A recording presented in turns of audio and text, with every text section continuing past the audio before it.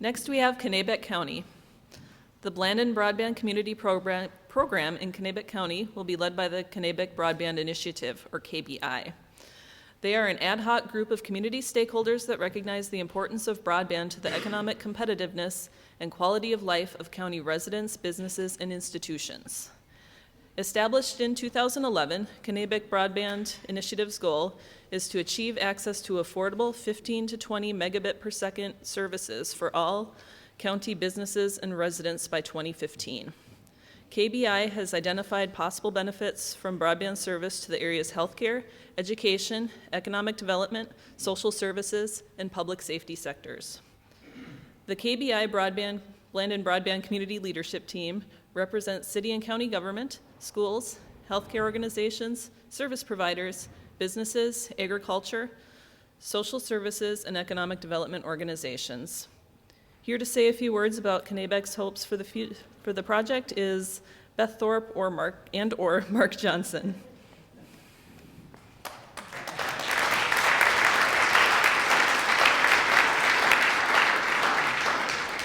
Marc is from the East Central Minnesota Educational Cable Cooperative.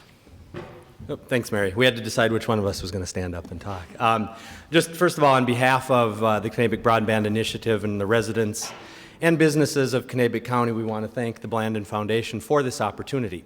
We're very, very excited about it. As Mary said, we started in January 2011 with our initiative. It was kind of spurred really by business, especially by business interests, in terms of some businesses that felt that some of the services that they offered could not be utilized fully by people who didn't have good access to broadband services.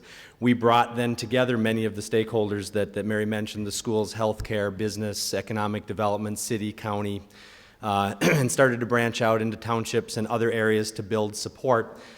We completed a feasibility study that taught us some good things. One, it taught us that in terms of that digital divide in our county, we still have a lot of that, both 1.0 and 2.0 going on. Sadly, we saw our county show up on that one map as not getting a very good grade in terms of where we're at in terms of meeting the goals. If you live in the city of Mora, you meet the goals essentially. Because you have access to high speed from a number of providers. If you are one of the 75% of our county's residents that doesn't live in the city of Mora, it's not there.